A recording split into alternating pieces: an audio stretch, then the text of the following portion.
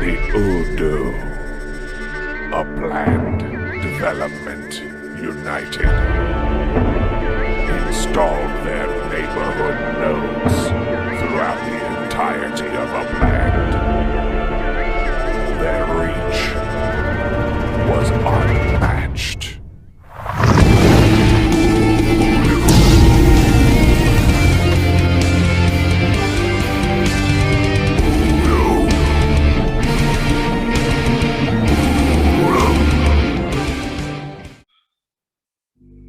Okay, everybody, here we are today with the episode 4 of the Who is UDU series. My name is Ben68. I keep getting reminded to introduce myself. Sorry about that. And today we have AN1-JamesPickett, aka TallJames, in game. Is that correct? Yeah, that's correct. Yep, absolutely. Okay, so can you tell us a little bit about yourself, who you are, what you do, where you're from, what are your interests outside of Upland? Yeah, absolutely. So I am in Tulsa, Oklahoma currently. It's the second largest city in Oklahoma.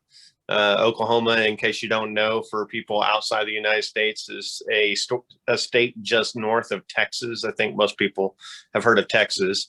And I've spent the majority of my life either in Texas or in Oklahoma.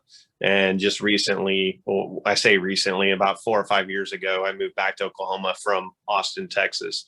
And currently I'm a commercial real estate agent, and I specialize in single tenant net lease properties, which basically think of your McDonald's that are standalone buildings, or like a Walgreens or a Dollar General or something like that.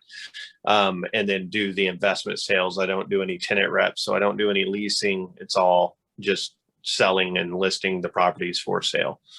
And then interests varied. I'm a foodie. I love live music, pretty much anything. Just recently started going to pop concerts as well. Those are a lot of fun. Before it was mostly rock, indie rock in probably specifically. But I've done all kinds of live music, country music. I mean, pretty much anything and everything I find really interesting. I'm looking forward to going to my first bluegrass festival, which sometimes go hand in hand with EDM festivals. Went to a really good EDM festival not too long ago, so that was really cool. I love to travel. Mexican food's my favorite. Let's see. I used to play a lot of sports, but my knees are starting to give out. So I played some sand volleyball in August, and it just like 3 months later, my knees were still bothering me. So I think I've finally reached that age where I have to hang up the sports, which really sucks because sand volleyball was one of my favorites. Racquetball would probably be my second favorite. Let's see. Besides that, I like to sample beers. Like just taste different ones, things like that. Yep, absolutely. We've got a place on Monday nights that has a pint night. I like to go there. Once you sample 200 different beers, you get your name on the wall. So I'm working for that. Yeah. And I mean, I find like I got some cryptocurrency, so I follow that. I find that pretty interesting. Investments in general, I find interesting. I was a stockbroker for 7 years, way before, and I was a sales guy at Apple corporate for about 5 years, immediately before being a commercial real estate agent. So I think that kind of rounds me out. Yeah, middle age isn't much fun. I'm guessing you're probably about the same age as me. How old are you? 47. Oh yeah, so you're a bit older. I think I'm 45 this year. Okay. Yeah. Speaking of knees, I woke up one day last week and my right knee was gone, and went to work hobbling around. Everyone asked, "What happened to your knee?" I'm like, "I don't know, no idea." Yeah. And then I put too much weight on the left one, and then it blew out. I was like, ugh. Yeah. It's crazy. Just how quickly you deteriorate, and it's like it's not like I've done that bad of a job. I've stayed pretty thin most of my life, and been pretty active and everything, and it just all catches up with you. It seems like all at the same time. So it seems like we're both kind of blessed, though. I wouldn't have thought you to be 44. You look pretty young. Like I'm told I look young. So yeah. Yeah, well, thank you for that. I try to. Yeah, with my knees, I think it's just so many years of skateboarding and surfing and all the rest of it, as you said, just catching up with you.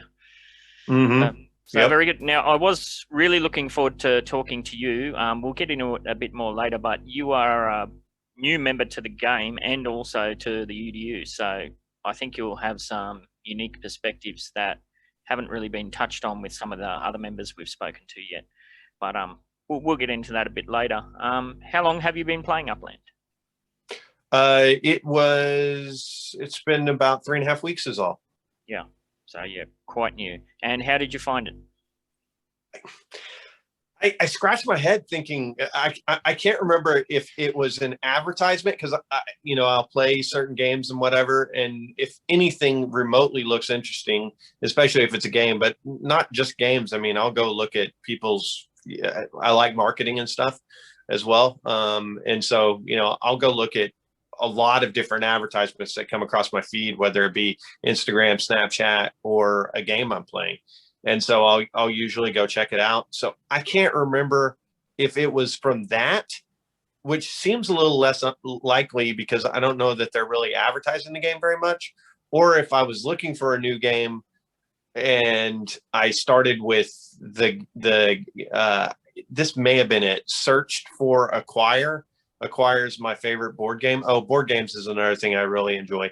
But I think I was searching for a game like Acquire that maybe have been a digital version, which is kind of a property trading type game. It's really, really cool game. Highly recommend checking it out. Was that on mobile that you were searching for those, or? Yeah, mobile.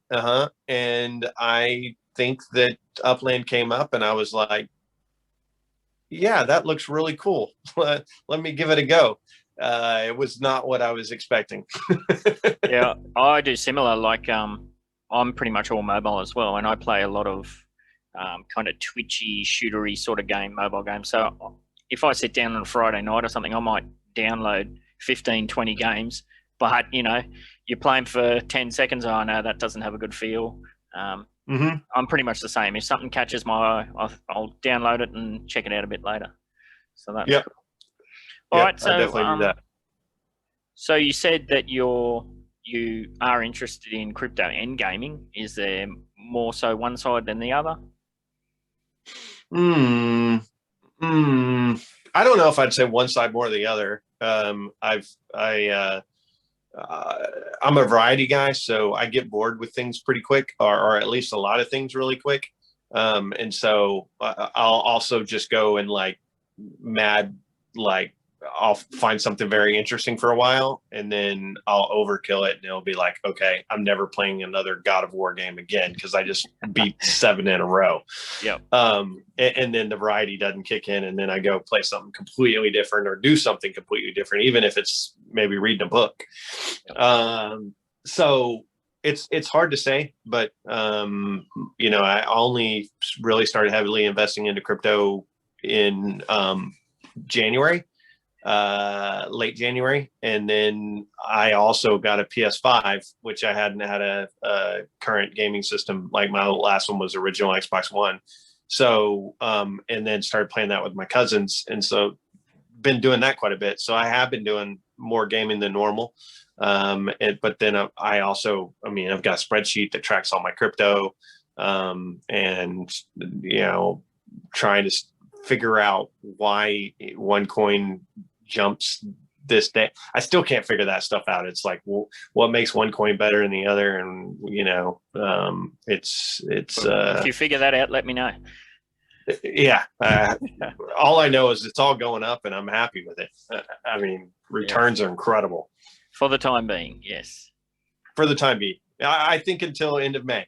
Until end of May, somebody I subscribe to says there's an adage that says, I can't remember, but basically, sell in May and then go away. Mm-hmm. So, basically, and I've known that as a stockbroker, summers are just usually pretty slow. So it seems like we're on this pretty good run, and that's my thinking. I don't think I'll be holding any crypto after the end of May. Now, like probably before I go to Austin for Memorial Weekend, I'm out. Is that financial advice? No, this is what I'm doing. Yeah. It's what I'm doing. We always got to cover our bases with that stuff. Yeah, it's what I'm doing. I don't recommend you to do anything at all. Do whatever you feel is good for your own portfolio. Sweet. We covered that basis, so we can keep the lawyers away. Now, you're a player who came into the game and you were fortunate enough to hook up with a veteran player, UDU, and he kind of, from what I understand, he took you under his wing and you work with him as an FS agent. Can you explain that relationship a bit further? Yeah, absolutely. So I get into the game and I'm like, this is not easy. And it told me to go to Fresno, and I went to Fresno and I couldn't find any properties to buy. Yeah. And I was like, what in the world? And then I saw that there was a Discord channel, and I was already familiar with Discord, and I'm like, okay, I'll go check it out. So I go into Discord, and I think I made one post, and Luger was the first person to reply directly to me. Other people may have said something, but he's the only one that tagged me in the reply. And he said, hey, if you're wanting to get going soon, I can help you with that, or there's going to be a new city launch and you can wait. And I was like, no, I want to get started now. And so I didn't want to download this game and not get started. And so he kind of walked me through the process, and he said, okay, well, here's the deal. If you'll go buy an FSA property, I will buy that first one from you and get you ready for the city launch. So you've got, some money to buy some FSA properties. And so that's exactly what happened. I bought what was it for? Let me look real quick. For 271 Athens Street in San Francisco for like 5,000 FSA. And that was your first mint property.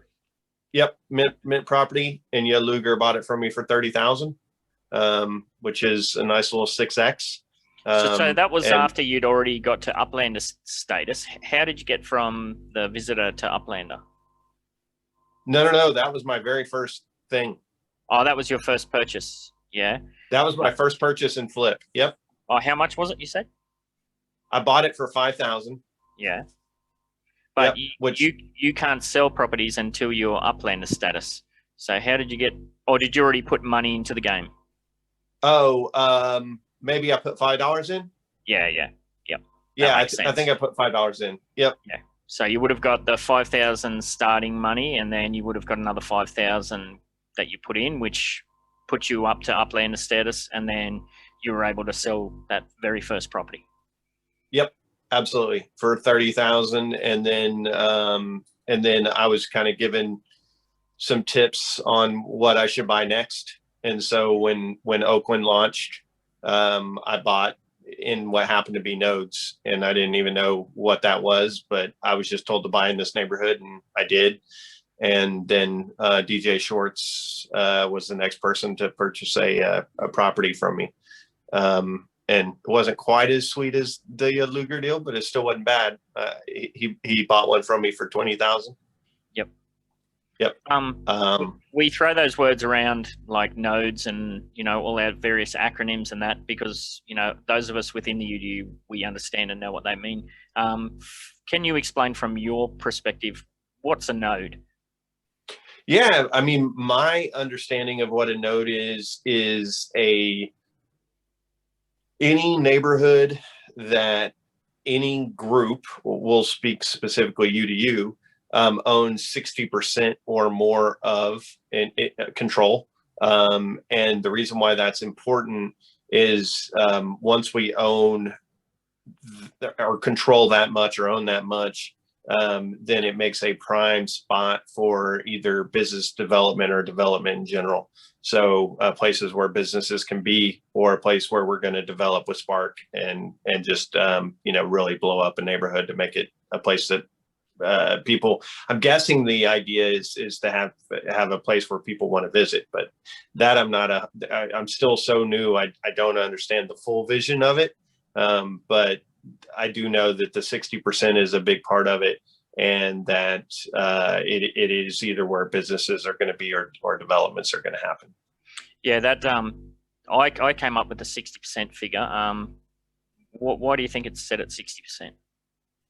Well, I would say that at 60%, I mean, 51 would be probably all you really needed, but 60 really gives you massive control.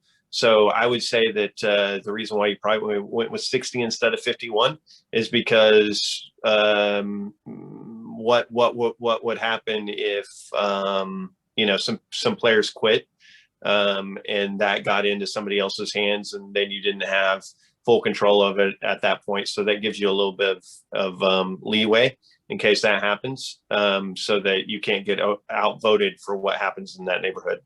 Yeah, I mean that's bang on basically. 51%, that's doable, but as you said, there's not a lot of security there. And we have been talking too with some of the other co-ops that are working in different areas that are struggling to get the numbers, the 60% in numbers, and we've started looking into the up squared percentage. So you might not have as many properties, but if you control the majority of the up squared, then that's likely to play a role in future property development and all the rest of it too. But we kind of really haven't I can see that dug as into absolutely. And the UP2 is, we'll get into it later, but yeah, the UP2 is definitely a big part of the game that I didn't fully understand, I would say, until maybe the last week or last 10 days or so. Yeah, and as I said on the interview with Erawahu, I've been playing this game for well over a year, and I've only just started focusing on up squared as well. So, you're never too late to the party in that respect. Yeah. No, I mean, and that, that's the brilliance of having a place like UDU that allows new members to come in and isn't super cliquish or whatever, is you can learn some of those tricks, and you don't have to reinvent the wheel, Absolutely. Now, I keep asking this question: is it just a game? Pretty much everybody's got the same answer, but what's your two up X worth?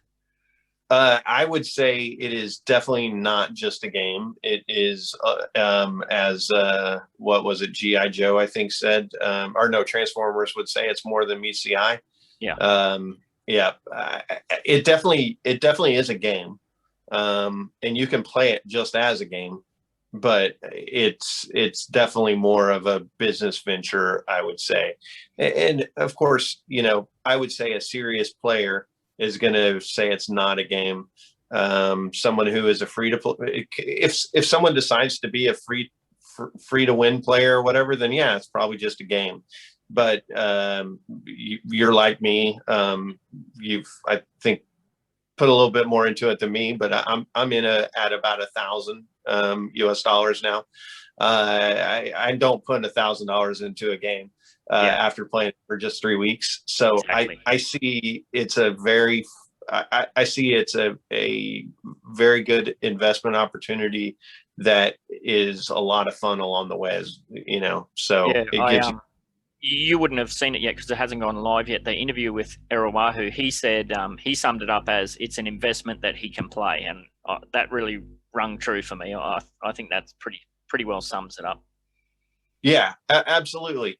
I was thinking about it, knowing that we were going to have this interview or whatever, and the best way I could say it is, it is a business venture, but it's a lot more fun than a lot of business ventures, because there's so many different ways to do it. And if I were to tell somebody what upland is, I would say you take real estate in general, period, and it's a microcosm of that, because what might take 10 years to play out, like let's just say a new city were to roll out, a master planned city that were to be rolled out. It's going to take real life. It's going to take 3 to 5 years probably for it to fully sell out and to be fully developed and everything like that. And what we sold out Wave 2 Oakland in 20 or 30 minutes. So yeah. You basically take what would happen in real life and you condense that into something that is more fun. And it's not going to be fun to be, it might be exciting and it might be cool, but to go, like, I think there's a town in Texas north of Dallas called Prosper or whatever, and it's a master planned community and development and everything like that. So if you got involved in it, you're going to make a lot of money, and it's going to be very cool and interesting. But I wouldn't say it's going to be fun. It's probably going to be more of a headache than anything that ended up making you a lot of money. Yeah. This is not that. This is, you take that and condense it into minutes and days and weeks, and so it's almost years. like your day job on steroids. Yes, exactly. All right, so you haven't been in the game that long, but in the time that you have been, what would you say is been your greatest success, or some of your challenges, or things like that? Well, I've got two greatest successes. I got second in the Rising Star thanks to mostly Nemo Ryan. You definitely helped as well. There were quite a few people that were willing to help. That the timing didn't work out. I basically decided I was going to do this 48 hours before the deadline, and I think I did pretty well. Like I said, Nemo Ryan definitely, he did something like 16 swaps with me or something like that. So that definitely put me on the path. And so getting second in that, getting the extra 20,000 epics was really cool. And then my next greatest thing I would say is I got a collection property in Oakland, or not a collection property. I got a collection in Oakland. So I got the Grand Avenue collection. So I got four properties right there on Grand Avenue. And I'd say the reason why that might be the greatest accomplishment, though, is because that really opened my eyes to how important the collections are, because I can see how much more boosted earnings I get from that than all the others. And I'm like, oh my gosh, like that took my annual percentage return or rate of return from, like, I think it was sitting at like 13% with all the boosts I had at that point, to now I'm sitting at like 33% a year. Yeah, I think the base rate is 17 point something, but yeah, it's definitely a big kick. Now, were those ones that you minted in the Madness, or was that something you picked up on the secondary market? Yeah, I minted in the Madness, got all four of them. And three of them, there's only 7 properties that are both Grand Lake and Grand Avenue. And 2 of those are FSAs. So of the 5 that were available, I snatched up 3 next to each other. That's amazing. Yeah. So I got the Safeway, and then the Safeway parking lot, and then a Kung Fu studio. Nice. So you must have had some pretty good luck with the capture system. I did. Yeah, I didn't have any issue with that at all. And I guess I don't know if it would work for everybody, but what I was doing was I have my cell phone out and my computer.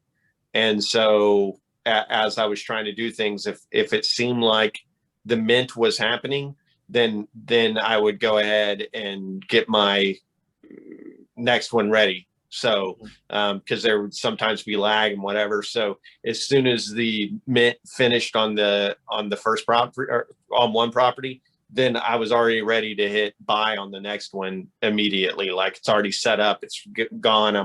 It's already spun the wheel to get into the property, show me what it is. And so now all I have to do is hit buy. So that's kind of what I was doing. I thought the team addressed that, because that was part of the reason that the Brooklyn release was such a fiasco and I did it myself. I had, 12 browsers open and all these properties loaded up, and it was really bad then.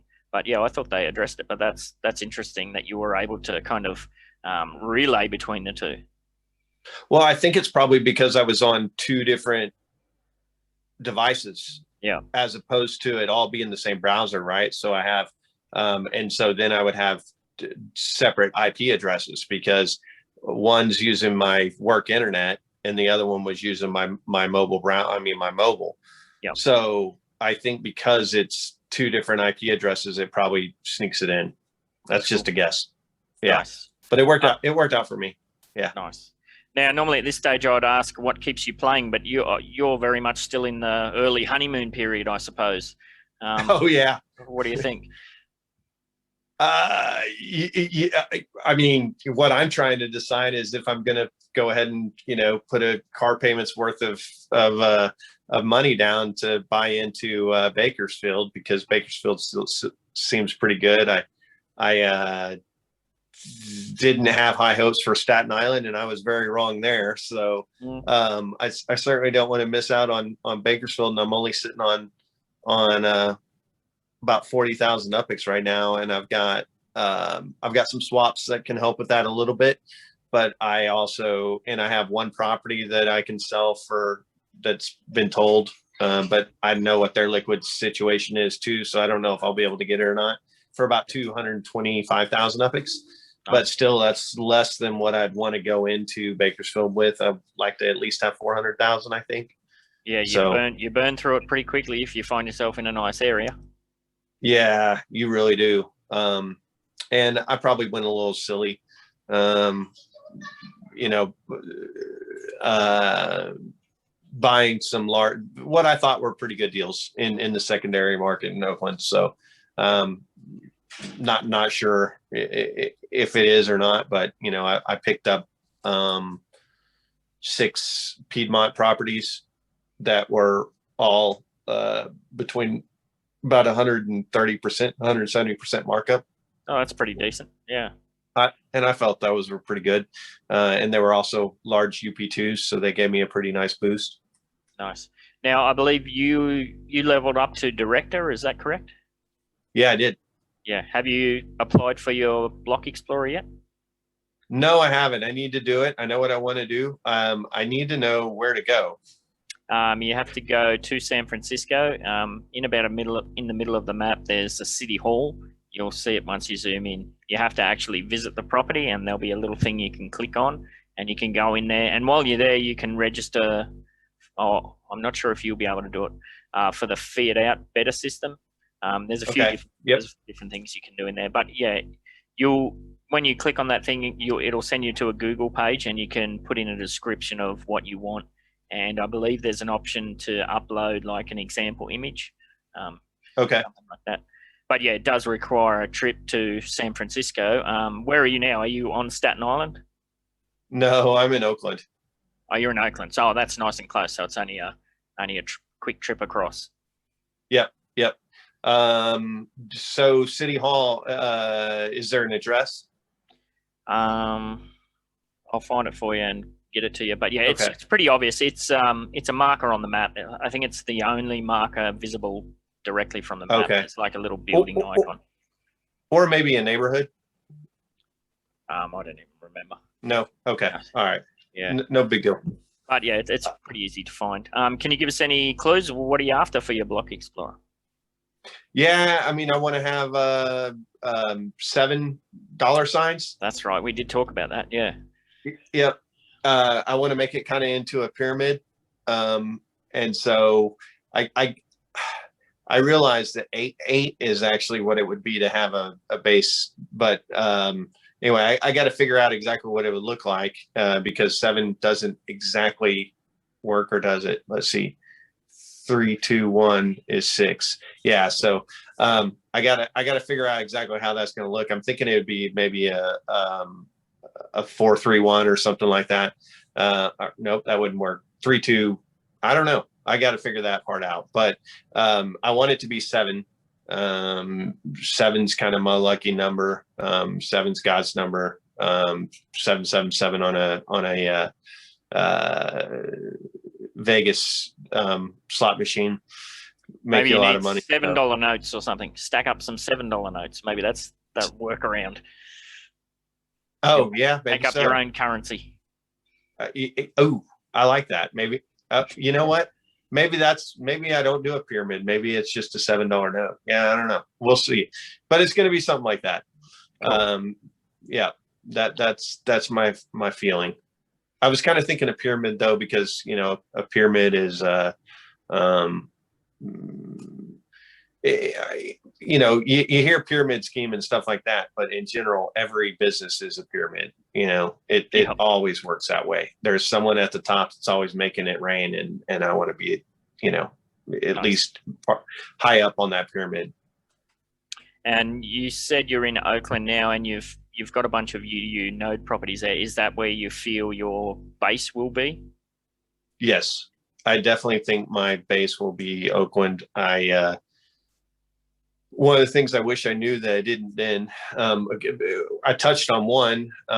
One was the value of collection properties, and also the value of UP2. And then the second would be, oh shoot, what was I going to say? The second would be that there's no treasure hunts happening in Oakland yet. And so maybe I would have tried to maybe buy somewhere else in the secondary market, because I think being able to do those treasure hunts could help. I think I'd be pretty good at those, and it would make the game a little bit more enjoyable if I could do that. So I really itching for Oakland treasure hunts to launch. Nice. Have you had a chance to look at the roadmap at all? Are there any features in there that you're looking forward to? I mean, like everybody, I'm excited to see what happens with the businesses, and I'm looking forward to the time when people have to make harder decisions, I guess. Yeah. And so it's like, I was really hoping that Staten Island and Bakersfield was going to roll out exactly at the same time, so that not everybody could be everywhere at once. And so you really do have to start making some decisions. I think that's where a lot more strategy comes into play. And so that's what I'm most excited about, I would say, is when you actually have to make real decisions and really kind of strategize and try to do what's best, for what your end game is. Yeah, I think it'll be interesting with the two vanilla cities that they're talking about releasing as well, whether they release those simultaneously or not. And yeah, that'll play out exactly like you've just mentioned. There'll be some decisions that have to be made if that is the case. And even when you land there, it's going to be, because in vanilla, like we had in the early days of Manhattan, there's no collection properties. I mean, if you're familiar with the area, and obviously we knew that Wall Street was most likely going to be a collection in Manhattan. Sure. So you might have a bit of an advantage there, being a US resident and familiar with real estate and whatnot. So we might look to you for some hints and tips. Yeah. Well, if they ever do Austin or Dallas, I'll definitely know those areas. And have you had any thought about some business ideas for yourself? Yeah, that's part of the reason why I wanted that Safeway is it's right there on Grand Avenue, and now I've got 3 of them right together. And it seems if you wanted to have a car lot that you're going to want to have a good amount of UP2. And so, I kind of like the idea of maybe having a car lot. That one seems pretty promising, and something I enjoy. I mean, I like cars. I'm not like an under the hood type of person, but I certainly like to drive nice cars and that type of deal. So that can be fun for me. I mean, anybody coming into the game, it's not like they're not going to want to buy a car. So yeah, that makes perfect sense. And there's a lot of games where you get the basic car, and I'm sure there's going to be upgrade systems and all sorts of cool stuff. So yeah, that's interesting. They will be highly coveted business licenses, no doubt. Yeah, absolutely. And I'll throw it out to other UDU members. I don't think that it's something I want to do all by myself. So I would certainly, I would probably say that maybe a partnership of about 5 people would be maybe kind of ideal, because I'm betting that the license on a car dealership is not going to be cheap. No, I wouldn't think so. No. Alrighty, I'm thinking 10K. 10K, yeah. To be honest, I think you're probably not far off. Yeah, I would not be surprised. Yep. Yeah. So, speaking of things in the future, where do you see the game in a year's time? So I think that all depends upon, I think that all depends upon corporate involvement. So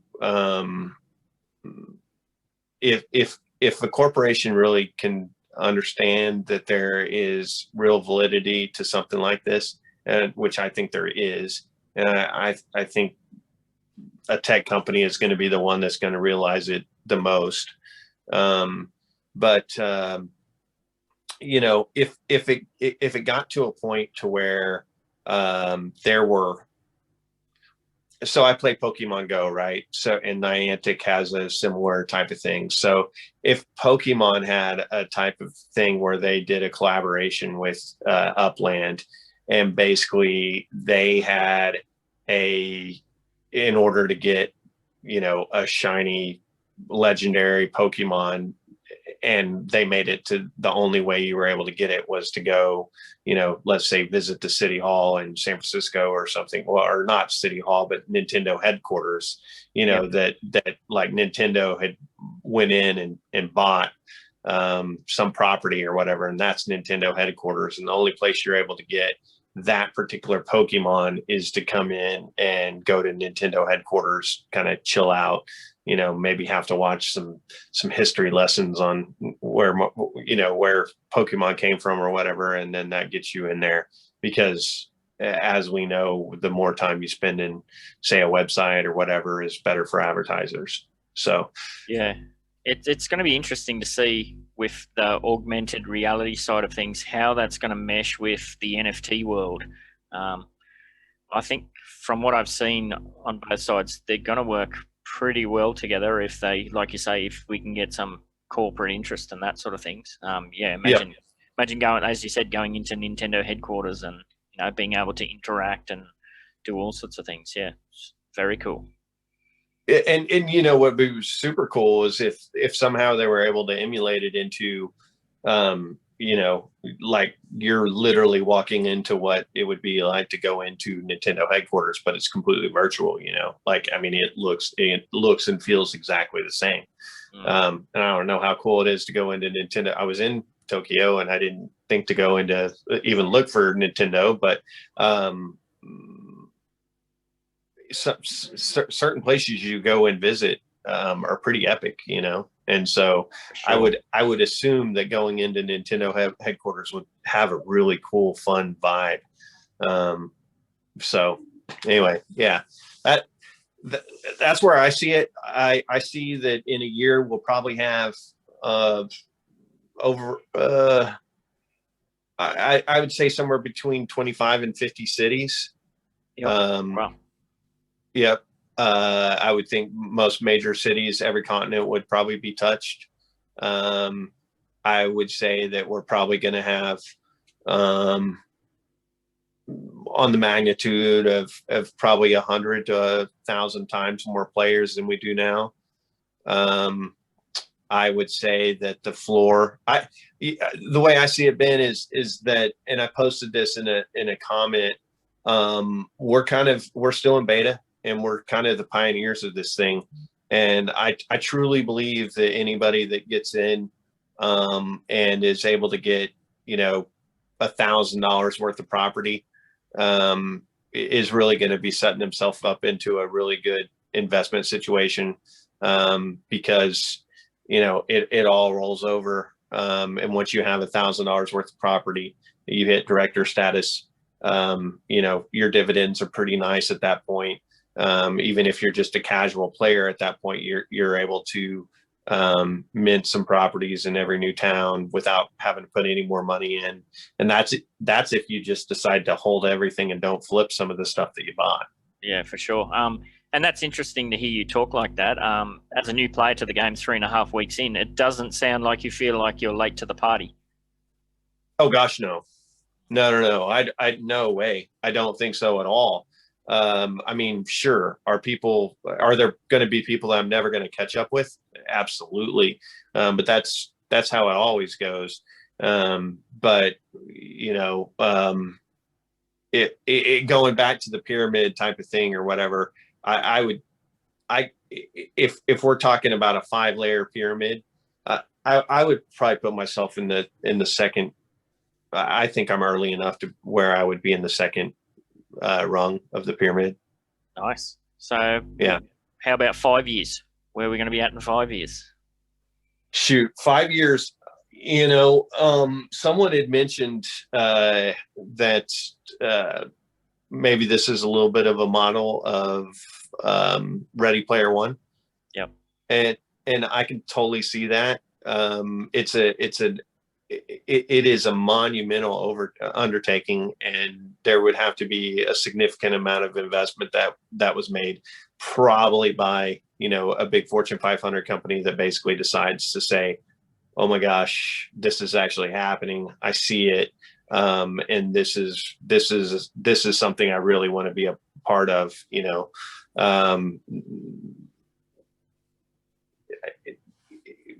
it's like we're going to Mars or we're going to a virtual world, which world is really going to be the second world for us. And so I think that this might be what some corporation decides I would rather be a part of instead of, staking a claim at Mars. And so in 5 years, like I said, I think anybody getting in now is going to be, might actually be able to retire off of this game. If it continues to grow, I think it will. I think that, there's some rough patches and things like that, but when you see a full city get sold out in 20 to 30 minutes, half of a city get sold out in 20 or 30 minutes. I mean, it just makes my mind explode, because that's real money. That's real dollars that actually came into the game. And that's still just a few players. And that's before there's been any interaction with the outside world, if you will, other than the players itself. And so in 5 years, I would say every major city in the world's probably been mapped out. I would say, 5 years, we're probably sitting at between 500 million and a billion players. Yep. I would say that property values, right now, let's say I bought a house for 5,000 UPIX, right, which would be what's that work out to be, like $5, right? Yep. I would probably say that we're probably sitting at the 1/20th to 1/10th of a value of what a real physical property would cost.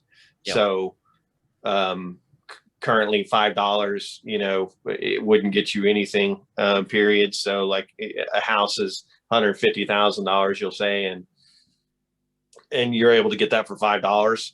I think at some point, if you do have a billion people playing the game, or 500 million people playing the game, then you probably are looking at a virtual house that literally costs $15,000 US. Yeah, it's crazy. As you said, maybe the Earth is sold out and we're all boarding virtual Elon Musk rockets to go and scramble and try and mint up in Mars or something. Who knows?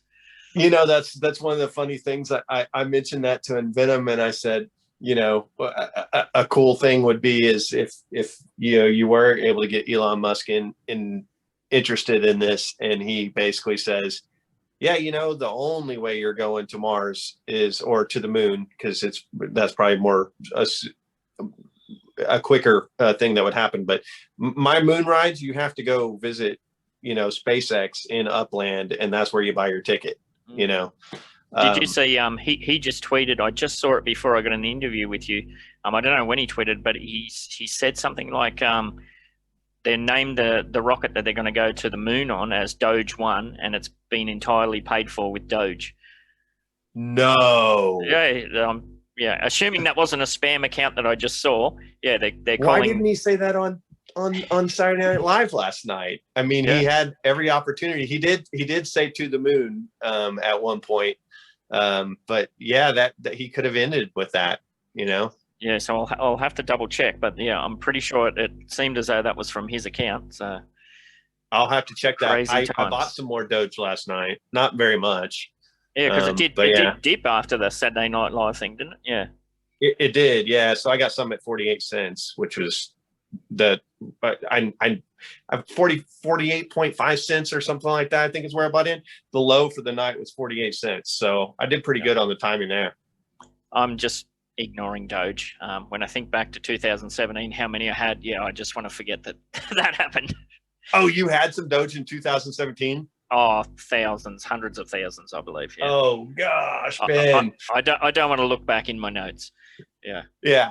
Yeah, I understand that. I don't think it's not financial advice once again, but I don't think it's too late to get in. Again, though, I ride it and then I'm selling out of my Doge into May. But I think we'll push over $1 before the end of this month. That's just my guess. That's the magic number.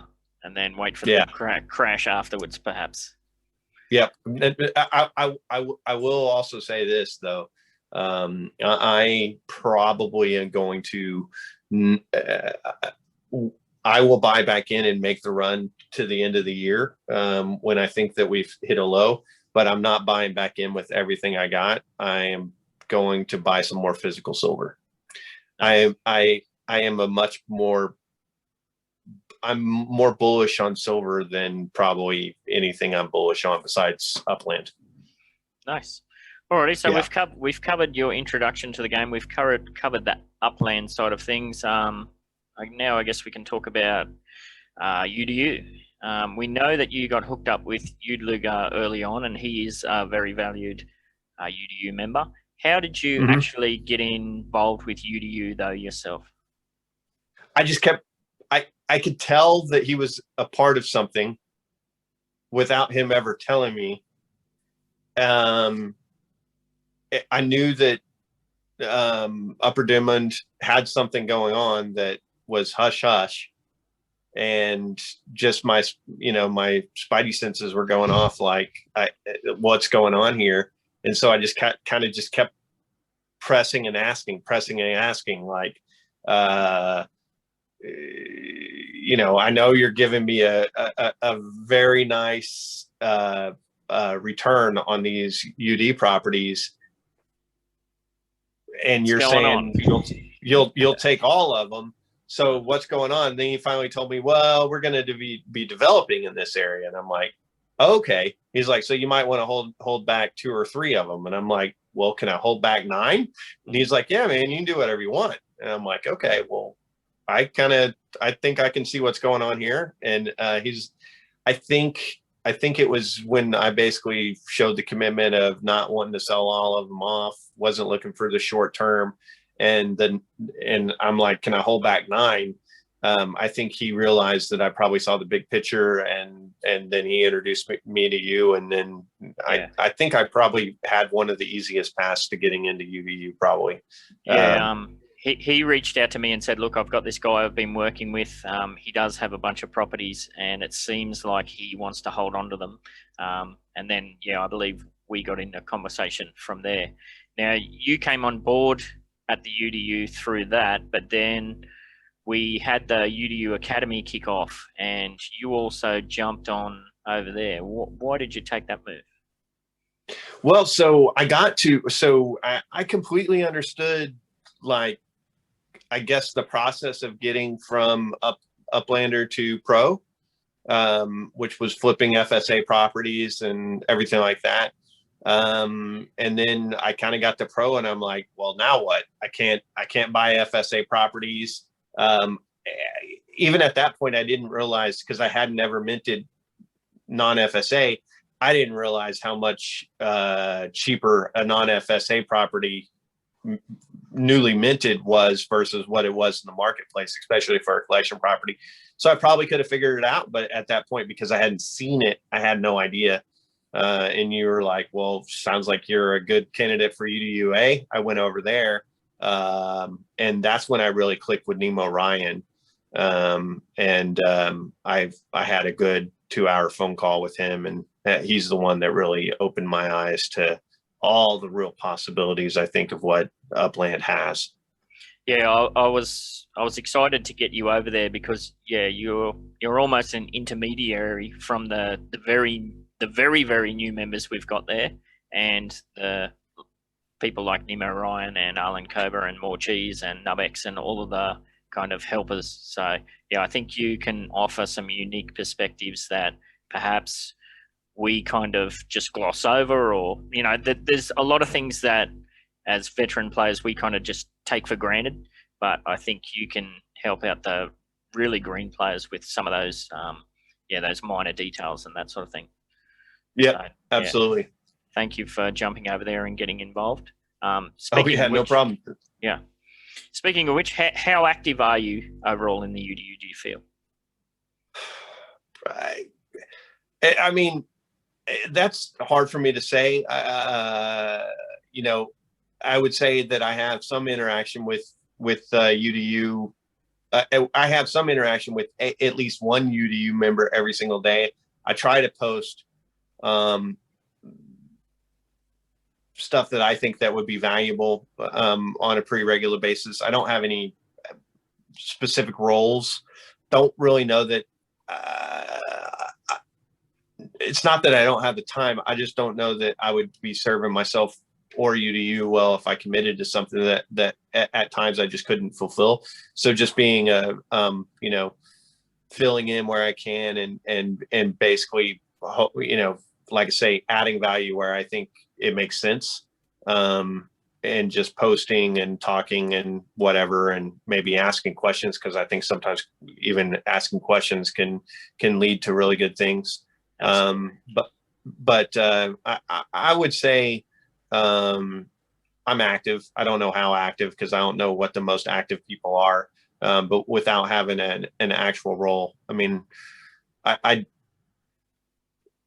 I'm still learning, and I'm trying to give information where I can. Like it seems like the floor dropped a little bit, but like I noticed that there was only 2 properties when I was doing a search. I didn't have the means to do it at the point, but there was only one property before the floor would go up by $500 in Oakland. So I posted that in the Oakland chat. 500 UpX, you mean? 500 UpX. Yeah. 500 UpX. Yep. Yeah. So there was one at 8,500, and then the floor was going to jump up to 9,000. Yeah, we've seen that in Fresno. That's bounced around all over the place. I think I sold 800 properties at 3,600, and then like a month later, they're 6,500. So it always ebbs and flows. Oh, sure, and I'm sure it would. But if you could ever, I guess if you could get the majority of the properties into hands of people that understand the floor and are trying to constantly raise the floor, as opposed to just sell something quick, then that adds more stability to the game itself, and that actually makes the game better for all players.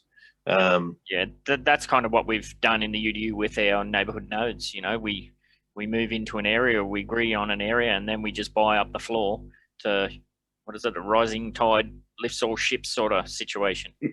Yep, absolutely. Yeah, and you can definitely see it. I mean, most of the time you don't even see any properties available in the 3 nodes in Oakland, which is the only place I really stay on top of. But I saw pretty reasonable, like high up UP2 available for 36,000 earlier today. But and that when you consider the floor is 8 and the floor in Upper Demond is 36,000, and the next like cheapest property is probably 70. So yeah, we've definitely raised the floor in those nodes for sure. Yeah, I'm sure DJ will be keeping an eye on those and gobbling up any of that low-hanging fruit that becomes available. Yeah, I doubt it will be there very long. Okay, so yeah, what do you think we do well at UDU, or what do you think makes a good UDU team member? So I mean, everybody's got to play the game their own way, right? But at the same time, I think probably the main thing that makes a good UDU member, and probably a good upland player as well, is to to make sure that you take a macroeconomic look instead of a microeconomic look. And so, there's the old adage, I can't see the forest for the trees. And so just don't let those trees get in the way. Don't do something stupid like, sell a collection property at 120%. It's just because you need money, you're going to kick yourself, right? Like when I was buying those up for 150%, I'm thinking, you moron. I mean, really, you really do not know what you are letting go of. Yeah. And so, I don't even remember what the original question was, but that's the main thing. I just think you've got to have a long-term view. Oh yeah, what makes a good UDU member? I think you just have to have a long-term view. I think you have to be ethical, fair, loyal, giving in the sense that in your own way you have to be given back. You can't just come in and be a leech. Absolutely. Yeah. And there's lots of different ways to give back, right? I mean, if nothing else, I mean, you could just be the one person that is always available for swaps. So there, like I say, there's a bunch of different ways to give back. And the last thing I would say is that it's probably impossible. What we're getting close to 50 members now, so it's probably impossible to really get to know everybody, but at least be available, be responsive to DMs, I would say. And I would say at least make a point of connecting strongly, like building good relationships with anywhere from 2 to 5 members. Yep. Because at the end of the day, I think UDU also they espouse it, and then they definitely represent it, that it's about relationships. So I mean, I've worked for a lot of companies and I've never done a video like this, and True. And here we are, basically a small little business of 50 employees or whatever, if you will, or 50 partners. I shouldn't say employees, but 50 partners. And you're taking the time to spend an hour to, get to know everybody and allow people to get to know everybody. That's very unique when it comes to any kind of business. Yeah, we're definitely not the place for people with a short-term vision or lurker mentality, that sort of thing. Yeah, I agree with that aspect. We're actually within the UDU itself, I believe we're at 60. We're over 60 members now. If we add that with I think we're 13 or 14 in the academy as well. So yeah, we're doing pretty well. And of course, that doesn't include all our affiliates in Red Planet United and Little Italy United. And I'm actually speaking with some of the multilingual language groups early tomorrow morning. And that's going to add another whole twist onto things as well. So, sure. Very good. What do you think we could improve on? Oh, man. I